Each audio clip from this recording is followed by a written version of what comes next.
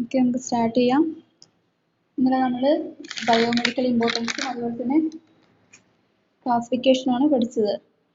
Okay, Aleena, what are the biomedical importance of proteins? Aleena, okay, importance പറയാം.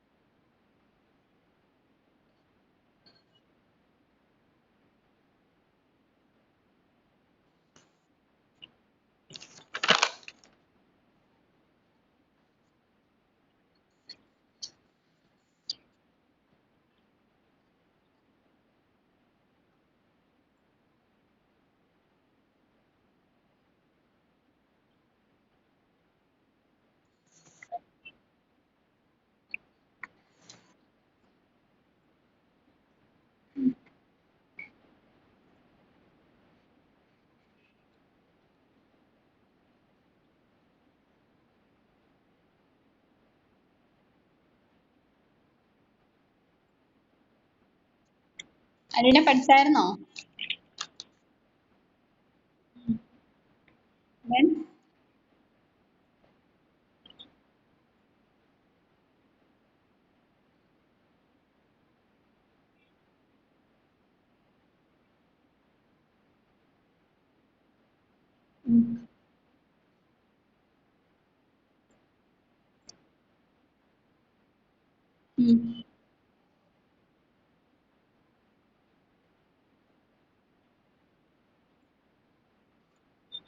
Okay, next classification of proteins ആണ്. Okay, Rizana, fibrous proteins പറ.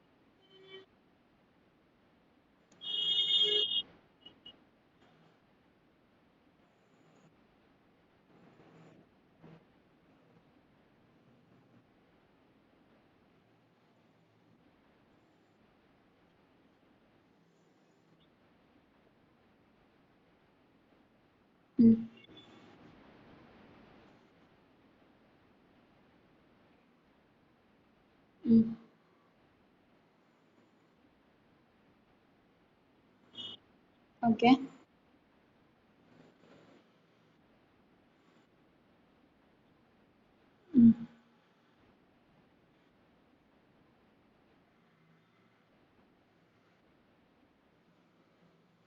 Okay, okay, നമുക്ക് രണ്ടാമത്തെ ക്ലാസിഫിക്കേഷനിലോട്ട് പോകാം. സെക്കൻഡ് ക്ലാസിഫിക്കേഷൻ ഗ്ലോബുലാർ പ്രോട്ടീൻസ്, അതായത് ബേസ്ഡ് ഓൺ സോലുബിലിറ്റിയിലെ ഒന്നാമത്തെ classification fibrous protein, then second one globular proteins.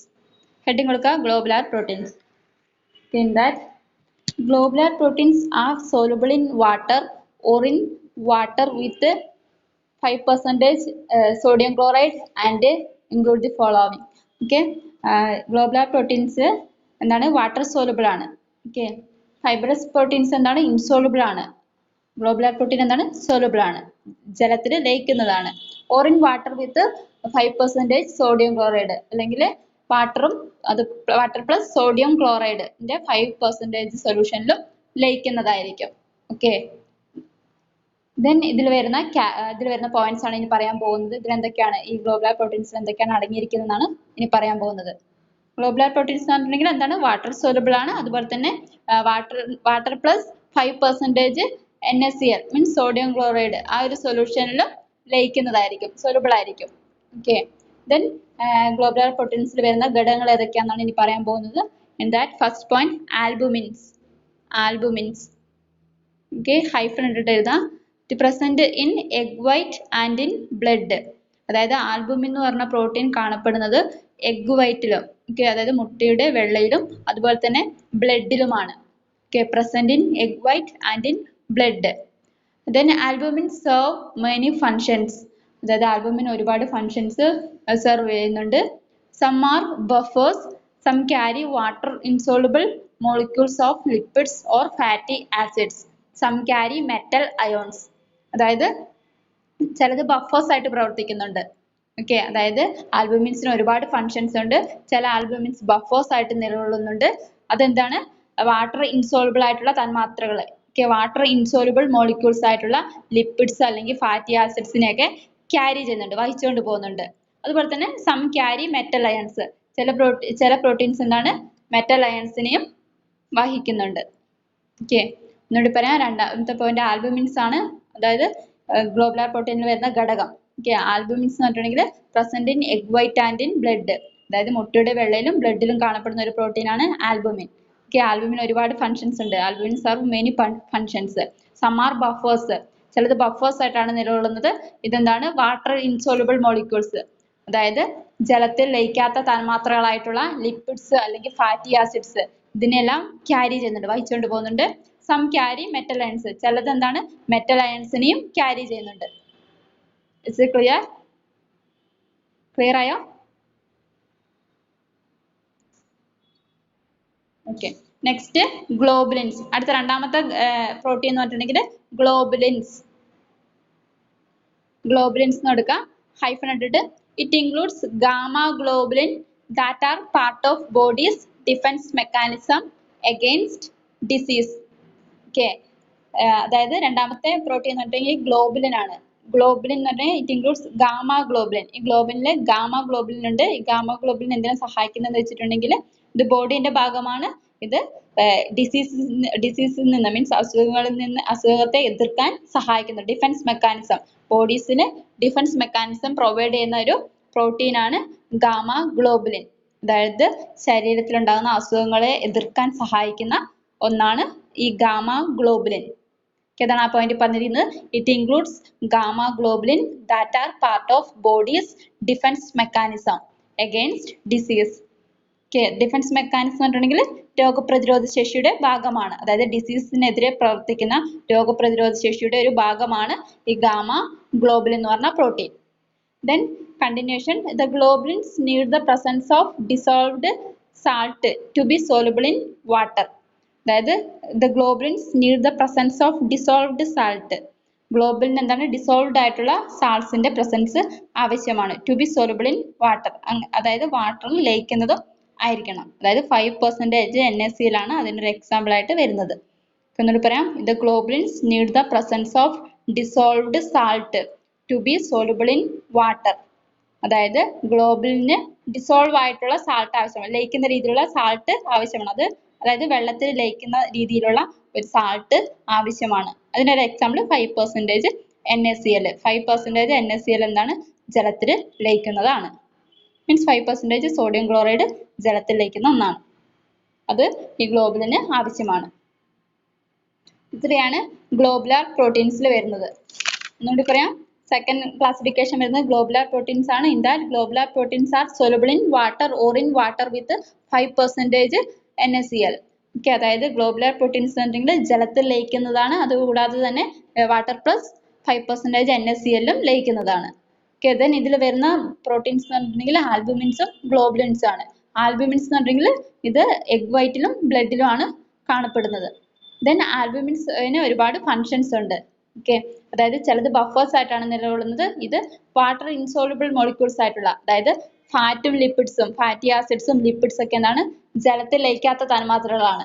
Okay, ഈ തന്മാത്രകളെ വഹിക്കുന്നുണ്ട്. അതുകൂടാതെ തന്നെ some carry metal ions. ചിലത് metal ions നെ വഹിക്കുന്നുണ്ട്.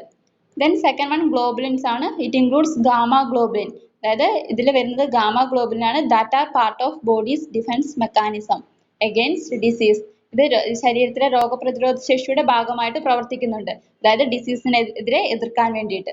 Then the globulins need the presence of dissolved salt to be soluble in water. അതായത് ഗ്ലോബുലിൻസിന് എന്താണ് ഡിസോൾവ് ആയിട്ട് ജലത്തിൽ ലയിക്കുന്ന രീതിയിലുള്ള സാൾട്ട് ആവശ്യമാണ്. അതിനൊരു എക്സാമ്പിൾ ആണ് 5% NaCl, 5% sodium chloride. Is it clear? Clear ആയോ?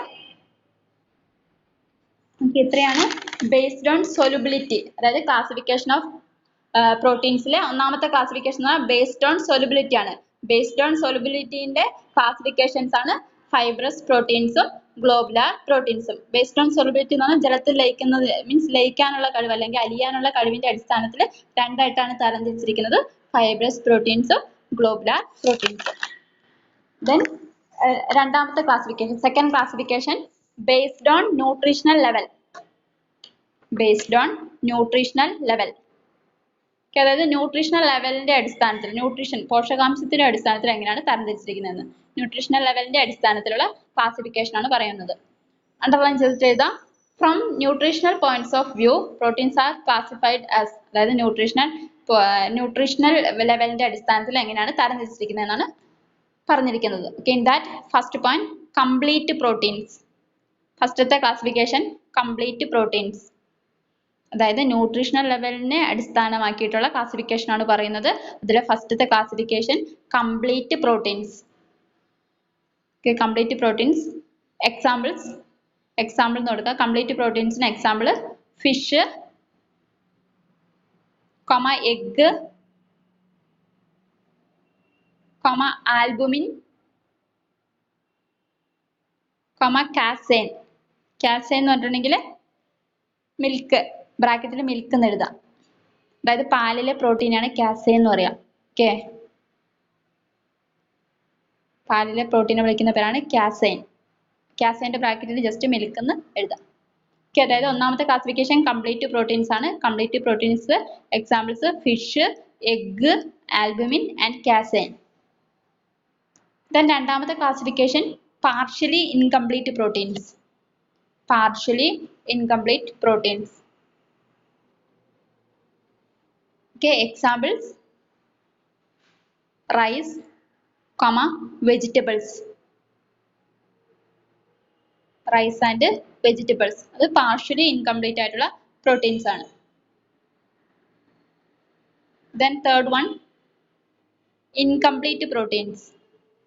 Incomplete proteins. Example grains, fruits and vegetables. Incomplete proteins in examples grains ആണ് ധാന്യങ്ങൾ. Okay, then fruits, then vegetables.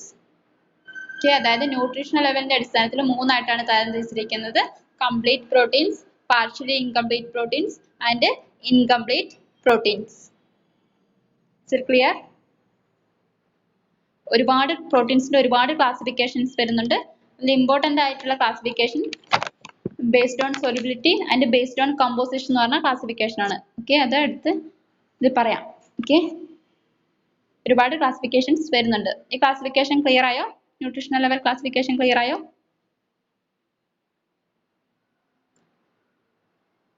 Is it clear? Okay. Next heading കൊടുക്കാം, based on composition. ഇത് important ആണ്. Based on composition important ആണ്. ബാക്കി ക്ലാസിഫിക്കേഷനും പഠിക്കണം. Okay, based on composition. In that ഫസ്റ്റത്തെ ക്ലാസിഫിക്കേഷൻ സിമ്പിൾ പ്രോട്ടീൻസ്. ഒന്നാമത്തത് സിമ്പിൾ പ്രോട്ടീൻസ്.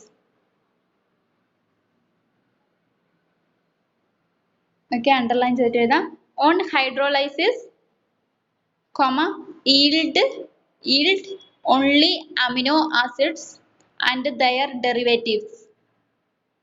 ഹൈഡ്രോളൈസിസ് എന്താണെന്ന് ഓൾറെഡി പഠിച്ചതാണ്. ഹൈഡ്രോളൈസിസ് പ്രോസസ്സ് നടക്കുമ്പോൾ ഓൺലി അമിനോ ആസിഡ്സിനെയും അതിന്റെ ഡെറിവേറ്റീവ്സിനെയും ഉണ്ടാക്കുന്നതാണെങ്കിൽ അങ്ങനെയുള്ള പ്രോട്ടീൻസിനെ സിമ്പിൾ പ്രോട്ടീൻസ് എന്ന് വിളിക്കുന്നു.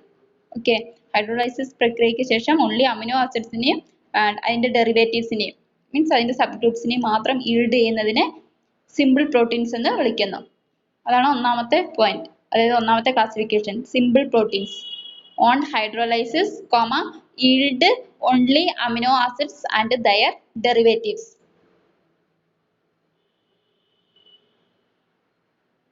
Okay, then രണ്ടാമത്തെ classification conjugated proteins. Conjugated proteins.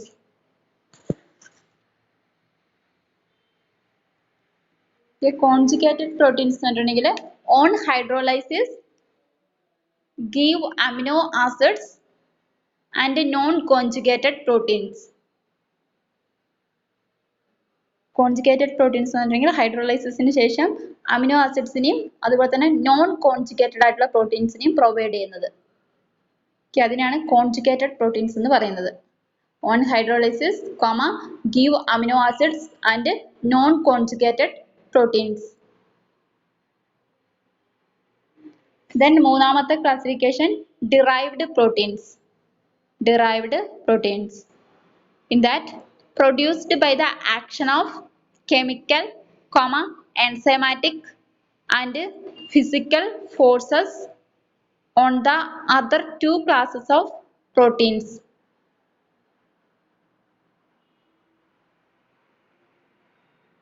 അതായത് ഇത് പ്രൊഡ്യൂസ് ആകുന്നത്, ഉൽപ്പാദിപ്പിക്കപ്പെടുന്നത് എങ്ങനെയാണെന്ന് വെച്ചിട്ടുണ്ടെങ്കിൽ produced by the action of chemical, enzymatic and physical forces on the other two classes. അതായത് വേറെ രണ്ട് ക്ലാസ്സസിൽ ഉണ്ടാകുന്ന ഫോഴ്സസ്, അതായത് കെമിക്കൽ ആയിട്ടുള്ളതും എൻസൈമാറ്റിക് ആയിട്ടുള്ള ഫിസിക്കൽ ആയിട്ടുള്ള forces on the other two classes of proteins. Okay, അതായത് ആക്ഷൻ, ഇവിടെയുള്ള ആക്ഷൻ എന്ന് പറഞ്ഞിട്ടുണ്ടെങ്കിൽ മറ്റ് ക്ലാസ്സസ് ഓഫ് പ്രോട്ടീൻസുമായിട്ട് പ്രവർത്തിക്കുകയാണ് ചെയ്യുന്നത്. അതായത് കെമിക്കൽ ആയിട്ടുള്ളതും എൻസൈമാറ്റിക് ആയിട്ടുള്ളതും ഫിസിക്കൽ ആയിട്ടുള്ള റിയാക്ഷൻസ് വഴി. They include proteases, peptones, polypeptides, tripeptides and dipeptides. ഒന്നിട്ട് പറയാം, മൂന്നാമത്തെ ക്ലാസിഫിക്കേഷൻ എന്നുണ്ടെങ്കിൽ ഡിറൈവ്ഡ് പ്രോട്ടീൻസ് ആണ്. ഡിറൈവ്ഡ് പ്രോട്ടീൻസ് എന്ന് പറഞ്ഞിട്ടുണ്ടെങ്കിൽ produced by the action of chemical, enzymatic and physical forces on the other two classes of proteins. അതായത് മറ്റ് രണ്ട് ക്ലാസ് ഓഫ് പ്രോട്ടീൻസിൽ ഉണ്ടാക്കുന്ന പ്രവർത്തനം, അതിൽ നടക്കുന്ന ആക്ഷൻ ആണ്. അതായത് കെമിക്കൽ ആയിട്ടും എൻസൈമാറ്റിക് ആയിട്ടുള്ള ഫിസിക്കൽ ആയിട്ടുള്ള ആക്ഷൻ അല്ലെങ്കിൽ ഫോഴ്സ്, അത് ഉപയോഗിച്ചിട്ടുള്ള പ്രവർത്തനമാണ്. ഇതിൽ വരുന്ന എക്സാമ്പിൾസ് ആയിട്ട് വരുന്നത് they include proteases, peptones, polypeptides, tripeptides and dipeptides. ഇവിടെ കെമിക്കലും എൻസൈമാറ്റിക് ആയിട്ടുള്ള റിയാക്ഷൻസ് നടക്കുന്നുണ്ട്. അതിൽ വരുന്ന ഘടകങ്ങളാണ് പറഞ്ഞിരിക്കുന്നത്. പ്രോട്ടിയോസസ് വരുന്നുണ്ട്, പെപ്റ്റോൺസ് വരുന്നുണ്ട്, പോളിപെപ്റ്റൈഡ്സ് വരുന്നുണ്ട്, ട്രൈപെപ്റ്റൈഡ്സ് ആൻഡ് ഡൈപെപ്റ്റൈഡ്സ്. ഒന്നുകൂടി പറയാം, ബേസ്ഡ് ഓൺ കമ്പോസിഷൻ 3 ക്ലാസിഫിക്കേഷൻ ആണ് വരുന്നത്. Simple proteins, conjugated proteins and derived proteins. Simple proteins ആണ് ഹൈഡ്രോളൈസിസിന് ശേഷം only അമിനോ ആസിഡ്സിനെയും അതിന്റെ ഡെറിവേറ്റീവ്സിനെയും മാത്രം, അതിന്റെ സബ് ഡിവിഷൻസിനെ മാത്രം ഈൽഡ് ചെയ്യുന്നത്, ഉണ്ടാക്കുന്നത്. ദെൻ രണ്ടാമത്തത് conjugated proteins. On hydrolysis give amino acids and non conjugated proteins. അതായത് ഹൈഡ്രോളൈസിസ് പ്രോസസ്സിന് ശേഷം അമിനോ ആസിഡ്സിനെയും നോൺ കോൺജുഗേറ്റഡ് പ്രോട്ടീൻസിനെയും പ്രൊവൈഡ് ചെയ്യുന്നതാണ് കോൺജുഗേറ്റഡ് പ്രോട്ടീൻസ്. ദെൻ മൂന്നാമത്തത് ഡിറൈവ്ഡ് പ്രോട്ടീൻസ്. ഡിറൈവ്ഡ് പ്രോട്ടീൻസ് എന്ന് പറഞ്ഞിട്ടുണ്ടെങ്കിൽ രണ്ട് അതർ ടു ക്ലാസ്സസ് ഓഫ് പ്രോട്ടീൻസിനെ, രണ്ട് ക്ലാസ്സസ് ഓഫ് പ്രോട്ടീൻസിനെയും എന്താ പറയാ, കെമിക്കലായിട്ടും എൻസൈമാറ്റിക് ആയിട്ടും ഫിസിക്കൽ ആയിട്ടുള്ള ആക്ഷൻസ് അതിൽ പ്രവർത്തിച്ചിട്ട് പ്രൊഡ്യൂസ് ആകുന്നതാണ്. ഓക്കെ, അതായത് they include proteases, peptones, polypeptides, tripeptides and dipeptides. Is it clear?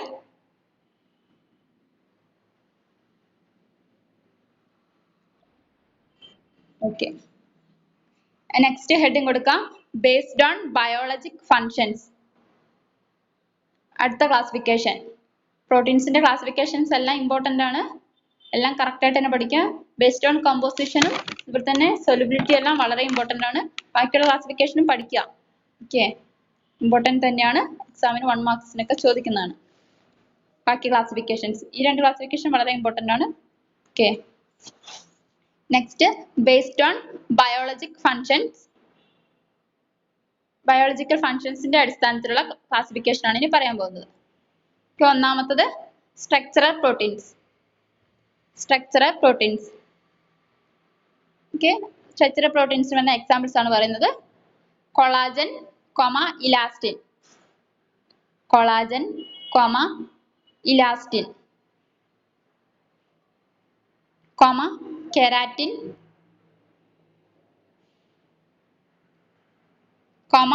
ഫൈബ്രോയിൻ of silk and webs.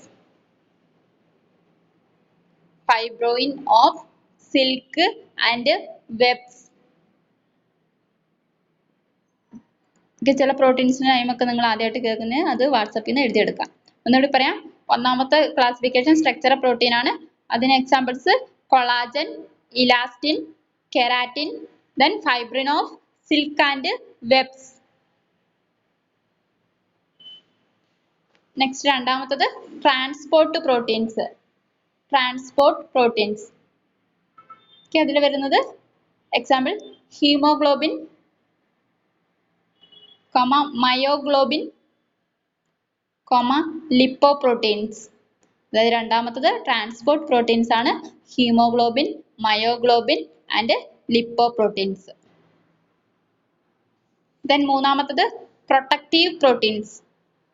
Protective proteins. അതിൽ വരുന്ന examples immunoglobulins, fibrinogen, thrombin, snake venoms, bacterial toxins. അതായത് മൂന്നാമത്തത് പ്രൊട്ടക്റ്റീവ് പ്രോട്ടീൻസ് ആണ്. Immunoglobulins, fibrinogen, thrombin, snake venoms, bacterial toxins. Then നാലാമത്തത് contractile proteins. Contractile proteins. അതിൽ വരുന്നത് actin, myosin, tubulin. നാലാമത്തെ classification contractile proteins ആണ്. ഇതിൽ വരുന്നത് actin, myosin, tubulin. Then fifth one catalytic proteins. അഞ്ചാമത്തത് catalytic proteins. അതിന് എക്സാമ്പിൾ എൻസൈം. കാറ്റലൈറ്റിക് പ്രോട്ടീൻ എന്ന് പറഞ്ഞിട്ടുണ്ടെങ്കിൽ എൻസൈംസ് ആണ്. Then ആറാമത്തത് റെഗുലേറ്ററി പ്രോട്ടീൻസ്. റെഗുലേറ്ററി പ്രോട്ടീൻസ് എന്ന ഹോർമോൺസ് ആണ്. Example hormones. നെക്സ്റ്റ് ഏഴാമത്തത് സ്റ്റോറേജ് പ്രോട്ടീൻസ്. സ്റ്റോറേജ് പ്രോട്ടീൻസിൽ വരുന്നത് ferritin,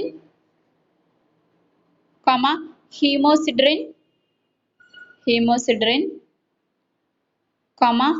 gluten, then casein, then ovalbumin. എന്നുകൂടി പറയാം.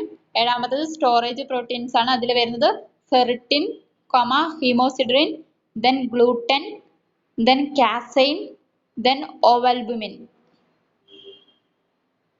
Next, eighth one, reception of stimuli. അതിൽ വരുന്ന examples rhodopsin, insulin, membrane receptor protein.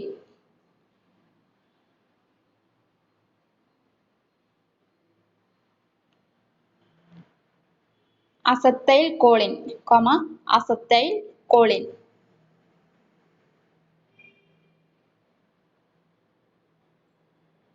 അതായത് റിസപ്ഷൻ ഓഫ് സ്റ്റിമുലയിൽ വരുന്ന rhodopsin, insulin, membrane receptor protein and acetylcholine.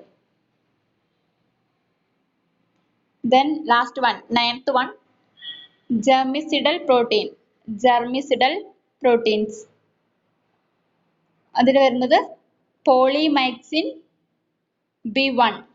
Polymyxin, capital letter B, then 1. Polymyxin B1, comma, gramicidin, capital letter S. Gramicidin S. അതായത് ഒമ്പതാമത്തത് germicidal proteins ആണ്. Example polymyxin B1 and gramicidin S. അതായത് based on biologic functions ൽ 9 classifications ആണ് വരുന്നത്. അതായത് structural proteins, transport proteins, then protective proteins, then contractile proteins, then catalytic proteins, then regulatory proteins, then storage proteins, then reception of stimuli, and last one germicidal proteins. Clear ആയോ?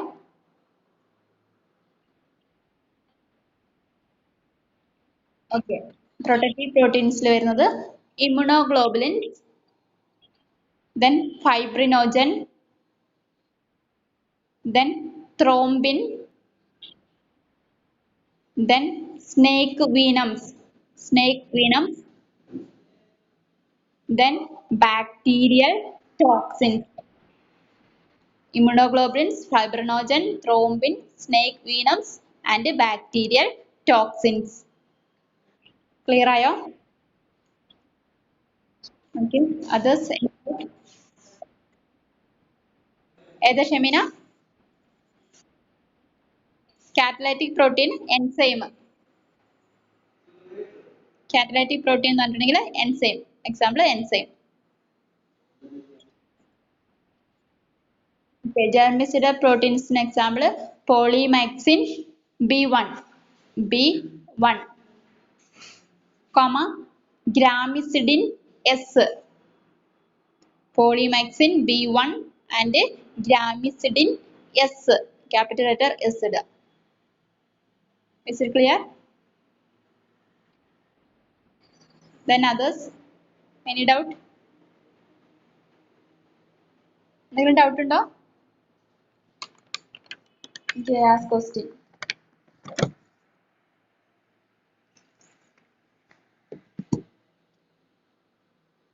Celia. Celia. Globular proteins പറ.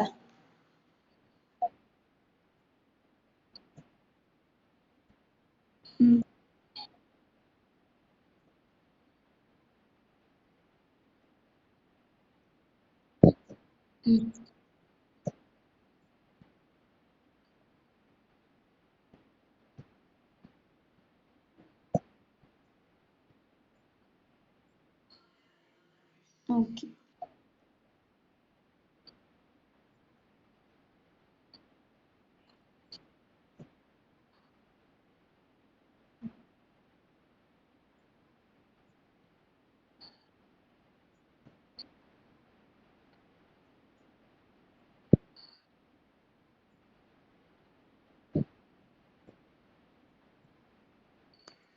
Okay.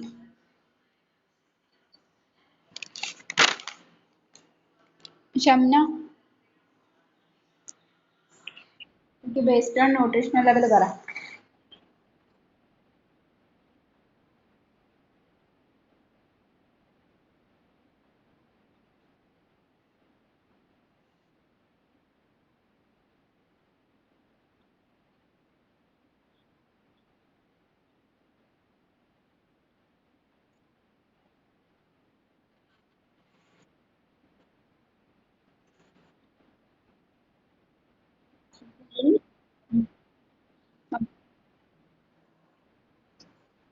Shihana. Okay, based on composition പറ.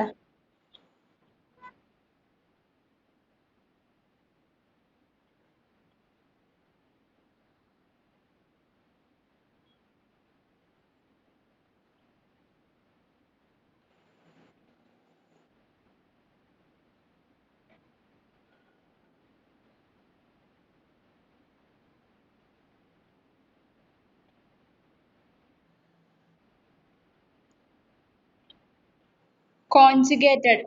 Conjugated.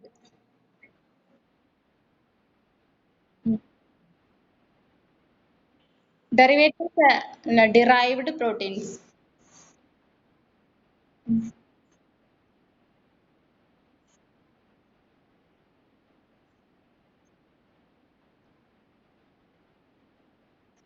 Mm. Mm.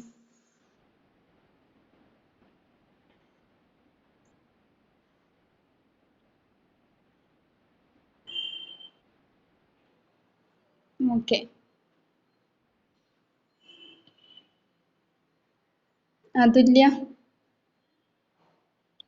Okay, based on biological functions പറ.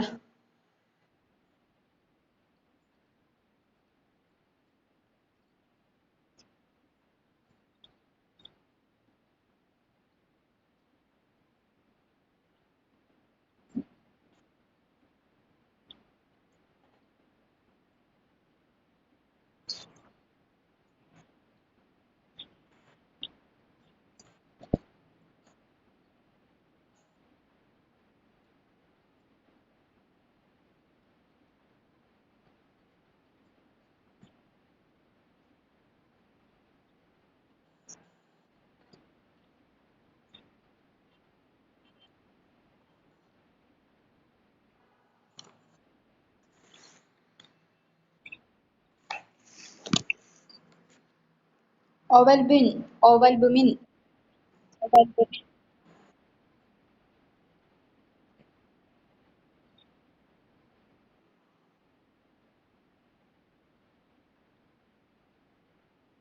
Memory receptors അല്ലാതെ ഒരുമിച്ച് തന്നെയാണ് എട്ടാമത്തത് reception of സ്റ്റിമുലയില് ഒരുമിച്ചുള്ള points ആണ് rhodopsin ഒന്നാമത്തെ എക്സാമ്പിൾ, രണ്ടാമത്തത് ഇൻസുലിൻ, മൂന്നാമത്തെ എക്സാമ്പിൾ ആണ് മെംബ്രെൻ റിസപ്റ്റർ പ്രോട്ടീൻ.